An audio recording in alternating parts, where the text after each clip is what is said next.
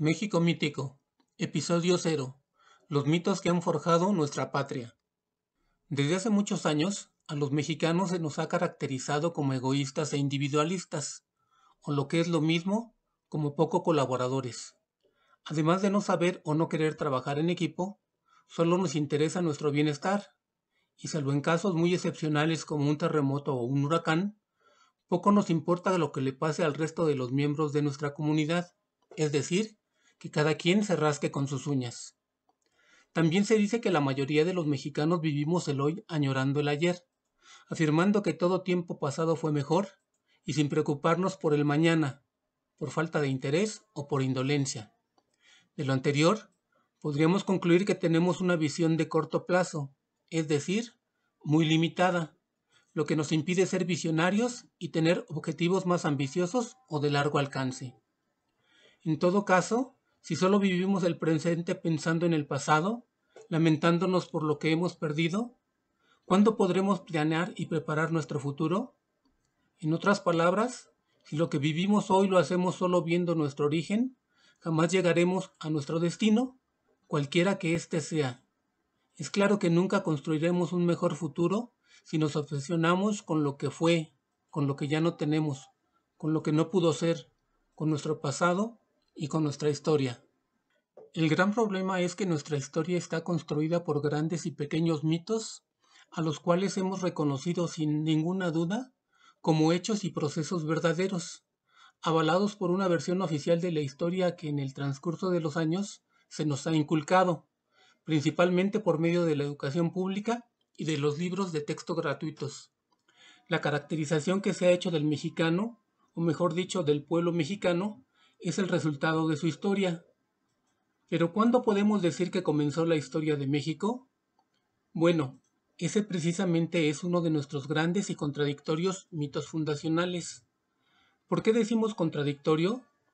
Porque por una parte, se nos ha enseñado que nuestro país tiene más de 3000 años de historia, por otra, que arrancó con la conquista, es decir, con la unión de españoles e indígenas cuyo producto fue el mestizaje, y por otra, que surgió cuando se convirtió en un país independiente. ¿Cuál de estas es la versión correcta? Saber con claridad cuál es nuestro origen es crucial para poder orientar nuestro futuro. A lo largo de nuestra historia, los mexicanos hemos desarrollado una idiosincrasia, es decir, un conjunto de características y rasgos distintivos, más o menos generalizables, que nos han impedido desarrollar todo nuestro potencial, por lo que es necesario hacer algo diferente si es que pretendemos ser un pueblo mejor del que ahora somos. Es un lugar común decir que un pueblo es resultado de su historia. Los acontecimientos que le han ocurrido a lo largo del tiempo, la manera en que le han afectado y cómo los ha percibido, van formando y transformando su idiosincrasia, su forma de ser, sus actitudes, sus costumbres, sus complejos y sus traumas, colectivos e individuales. Todo eso es lo que le ha dado una cierta identidad. Los seres humanos somos seres históricos y sociales. Compartimos similares formas de pensar y de actuar en esa colectividad a la cual le damos el nombre de nación. Aunque eso no quiere decir que siempre estemos de acuerdo en todo, porque muchas veces sucede lo contrario. Todos los países tienen mitos fundacionales. Ya hemos dicho que México los tiene y en general son buenos, sobre todo para crear y fomentar una identidad y una conciencia nacionales, una unidad en torno a ellos, una sensación de pertenencia. Por ejemplo, el relato de su origen o de la forma en que surgió y se consolidó es un elemento esencial en la formación de la conciencia identitaria de cada nación. Sin embargo, en esencia, los mitos están formados más por elementos de la fantasía y la imaginación que por hechos o procesos históricos reales. Además, los mitos no son inamovibles ni permanecen inalterables en el tiempo. Muchas veces, de acuerdo con ciertos intereses, pueden irse renovando o de plano se eliminan y se sustituyen por otros más funcionales, que tengan un contenido más grandioso o de mayor impacto épico. ¿Por qué? Porque los mitos fundacionales, como relatos históricos y a veces hasta mitológicos, contribuyen al desarrollo de una identidad colectiva. De ahí que todos se relacionen, en ocasiones de manera casual, pero casi siempre de manera intencional. Sin duda, los mitos fundacionales son y han sido una herramienta eficaz para realizar la interpretación y la reconstrucción del pasado de un determinado país con fines políticos o ideológicos. La historia, adornada o arreglada como si fuera un relato épico, puede ser utilizada para elevar la autoestima de un pueblo o para llenarlo de traumas y complejos, o también para reforzar su identidad cultural mediante la creación de personajes buenos y malos, héroes y villanos, víctimas y verdugos, vencedores y vencidos, o para magnificar su origen con base en el relato de hazañas intachables y de sacrificios de sus fundadores, es decir, de los padres de la patria. ¿Pero qué es la patria?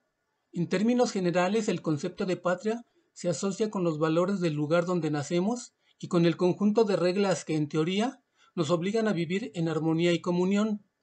También se refiere a la tierra natal o adoptiva, por la que un ser humano se siente ligado por vínculos afectivos, culturales e históricos, así como por los valores que sustentan al grupo.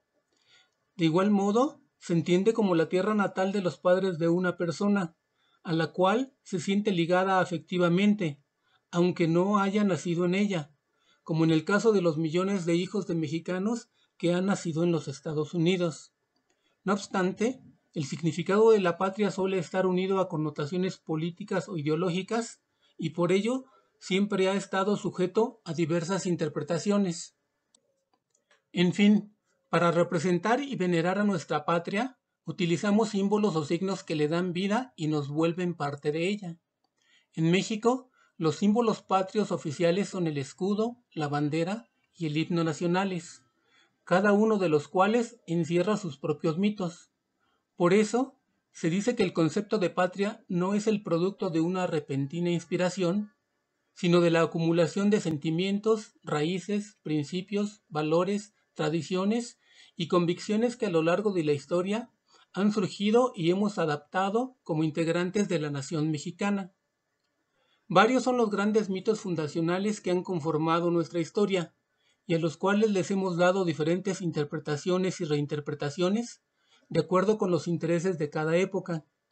Entre estos podemos destacar la fundación de Tenochtitlán y del Imperio Mexica, la llamada conquista española, la independencia, la guerra con los Estados Unidos y la pérdida de más de la mitad del territorio nacional, la reforma y la revolución. Nuestra historia también está plagada de mitos más pequeños que tienen relación o se derivan de los grandes y que a su vez los refuerzan en una especie de círculo vicioso o virtuoso, dependiendo de cómo se analicen. Podríamos hacer una lista muy extensa, pero por ahora mencionaremos solo algunos ejemplos: la traición de la Malinche y de los tlaxcaltecas, Hidalgo padre de la patria, la aparición de la Virgen de Guadalupe, los niños héroes, Santana el vendepatrias o la expropiación petrolera. Todos estos han sido procesos, hechos o momentos de la vida nacional, a partir de los cuales, con una gran dosis de imaginación y fantasía, se ha formado y vuelto a formar la narrativa de la epopeya nacionalista, de una historia épica como la que se plasma en el mural denominado La Epopeya del Pueblo Mexicano, pintado por Diego Rivera en las paredes del Palacio Nacional, que abarca el misticismo prehispánico, el salvajismo irracional del conquistador, las luchas por la libertad contra los invasores y los opresores, y la construcción de un porvenir que quién sabe hacia dónde nos lleve. Los mitos fundacionales justifican el inicio de un periodo histórico y la abolición y posterior reinterpretación de los anteriores. En el imaginario mítico, la historia no se concibe como un proceso social complejo, sino que se le presenta como un conjunto y a veces una maraña de actos voluntaristas efectuados por una persona o un héroe o un grupo de iluminados que lo han dado todo por la patria, incluso la vida. Bueno, pero eso es más recurrente en el caso de México, donde la gran mayoría de nuestros héroes oficiales han sido asesinados, traicionados, derrotados o han caído con la cara al sol, como Cuauhtémoc, Hidalgo, Villa o Zapata. En conclusión, son héroes perdedores. En otras naciones, por el contrario, Los relatos épicos están casi siempre ligados a las hazañas de uno o varios héroes que en forma individual o colectiva lograron vencer todas las adversidades y al final, con sus triunfos, se convirtieron en los padres fundadores de sus respectivas patrias. Si se les sometiera a un análisis riguroso, muchos de los mitos no podrían sostenerse. No obstante, su gran aceptación por parte de la mayoría de los integrantes de una nación, de una comunidad o de un grupo, puede explicarse por la predisposición de las personas a creer y a tener fe en las historias que se han impuesto, inculcado y contado desde las altas esferas del poder, lo que comúnmente conocemos como la historia oficial. La historia oficial es la narración de los hechos con el propósito de justificar las acciones y decisiones de un grupo en el poder, de un régimen o de un sistema político, y con frecuencia avanza hasta la reinterpretación interesada de las vidas de los caudillos para convertirlos en héroes y exaltar su popularidad, utilizando para ello todos los medios a su alcance: estatuas, monumentos, nombres de calles, discursos políticos, museos, libros de texto o de divulgación, medios de comunicación masiva como prensa, radio, cine, televisión, internet y redes sociales. Sin embargo, el que en alguna época pudo ser considerado como héroe, en otra puede convertirse en villano, según convenga a los intereses de las élites.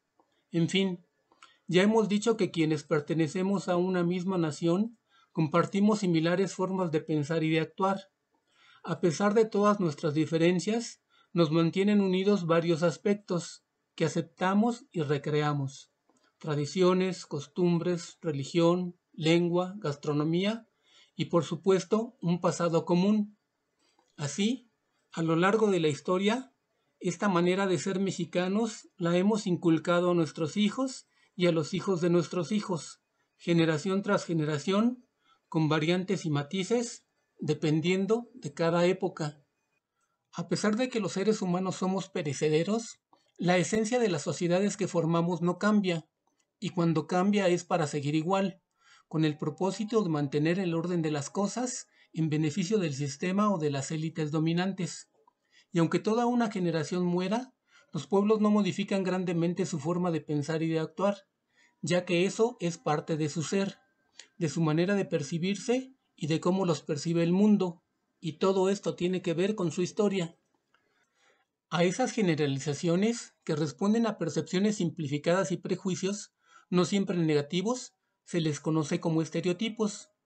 En este sentido, es común decir que los franceses son románticos, apasionados por el arte y la buena comida, que los ingleses suelen ser flemáticos, reservados y formales, que los italianos son impetuosos, expresivos y amigables, que los alemanes se distinguen por ser eficientes, disciplinados y organizados, y que los japoneses son trabajadores incansables y respetuosos de la tradición. En el caso de los países de América, a los argentinos se les atribuye un gran orgullo nacional que a veces raya en la arrogancia. A los brasileños se los conoce por su desbordante pasión por el fútbol y por la samba. A los colombianos se les señala su calidez y hospitalidad y su gusto por la cumbia. Y de los peruanos se dice que son cocineros excepcionales gracias a su rica gastronomía. En cuanto a los estadounidenses y a los mexicanos, podemos detenernos un poco más en sus respectivos estereotipos. A los estadounidenses se les caracteriza por su visión mesiánica y por sentirse salvadores del mundo, de la libertad y de la democracia, por preocuparse principalmente por el dinero y juzgar todo en función de su valor económico, por medir el éxito en relación con la riqueza acumulada y los bienes que se poseen, por su arraigado nivel de racismo, por su obsesión por las armas y por su falta de conciencia cultural y geográfica, en fin, por querer imponer su visión y su manera de ver la vida al resto de las naciones del mundo. Con respecto a los mexicanos, se nos suele considerar festivos y alegres y apasionados por la comida picante, pero más allá de eso, mucho de lo que supuestamente nos caracteriza está plagado de aspectos negativos. En pleno siglo XXI, todavía se nos asocia con los enormes sombreros, los trajes de charro y el tequila, seguramente retomados de las películas campiranas de hace casi 100 años, de la época de oro del cine nacional, cuando no estamos de parranderos y pachangueros, con un calendario rebosante de fiestas y celebraciones colectivas y familiares, incluso para festejar a los muertos, estamos de flojos o tomando una eterna siesta, con la cara escondida bajo un enorme sombrero y recargados en un cactus. Además, se nos vincula con la corrupción, las actividades delictivas y la violencia, porque estos problemas realmente nos aquejan, pero no solo por culpa nuestra, y también porque muchos medios se han encargado de señalar a nuestro país como único responsable de esta problemática, y por qué no decirlo, debido a la popularidad de series y películas que hacen una apología del delito, y encima se afirma de manera rotunda que vivimos añorando el pasado. Para finalizar, podemos decir que nuestra historia, como la de todos los países del mundo, está conformada por múltiples mitos, algunos surgidos del imaginario popular y otros, muchos otros, creados y diseminados desde las cúpulas del poder. Algunos no hacen daño e incluso son benéficos para el progreso de la nación, pero la mayoría han sido terriblemente perjudiciales y nos han impedido desarrollar nuestro potencial individual y colectivo. En todo caso, han contribuido a conformar nuestra identidad, pero lo más importante es saber si como pueblo estamos satisfechos con lo que somos. ¿En realidad somos lo que queremos ser? Para decirlo en términos futboleros, ¿nos complace quedar siempre en la orilla y no llegar al quinto partido? ¿En no dar el último jalón? Si los estadounidenses ya nos dominan en el deporte de las patadas, ¿nos conformamos con lanzar el grito homofóbico cuando nos van ganando? ¿Y si perdemos, qué más da? Ya que lo importante no es ganar sino competir. Si jugamos como nunca y perdimos como siempre, y últimamente lo bueno de todo eso es que caímos, pero no de cualquier manera, sino con la cara al sol, como lo hizo nuestro joven abuelo Cuauhtémoc contra los odiados españoles. ¿Así queremos que piensen y vean la vida nuestros hijos y los hijos de nuestros hijos? ¿O queremos que sean mexicanos conscientes, que se sepan capaces de enfrentar cualquier adversidad y progresar, de manera individual y colectiva, como parte de esta que debería ser una gran nación? Revisemos nuestra historia con base en un análisis más objetivo. Veamos si realmente está plagada de héroes derrotados, de los cuales descendemos, o si esa visión derrotista nos ha sido impuesta para defender intereses que no precisamente han buscado el beneficio colectivo. Nuestros padres fundadores, vencidos y traicionados, han sido nuestro referente y han marcado nuestras vidas hasta el día de hoy, un día en el que no alcanzamos a llegar al quinto partido. El propósito de este canal es precisamente el de desentrañar las mentiras y las verdades que se esconden detrás de los grandes mitos fundacionales que han sustentado la construcción de la nación mexicana, los símbolos patrios, la conquista española, la colonia, la independencia, la pérdida de Texas, la guerra con los Estados Unidos, la cesión de Nuevo México y California, la Reforma, el Segundo Imperio, el Porfiriato y la Revolución, y muchos de los mitos más pequeños que tienen relación o se derivan de los grandes y que a su vez los refuerzan.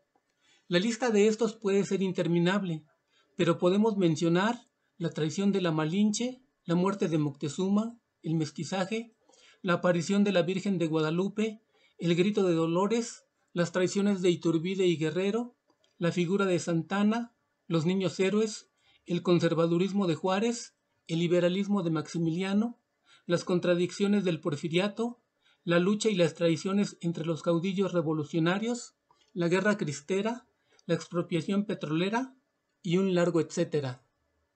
Tal vez si damos un giro de 180 grados, si hacemos una adecuada reinterpretación de nuestro pasado, de nuestros símbolos y de nuestros pequeños y grandes mitos, podamos encontrarnos con la sorpresa de que realmente quienes comenzaron a construir la nación hace más de 500 años fueron decenas de miles de guerreros indígenas de diferentes pueblos que se aliaron para vencer a los poderosos mexicas.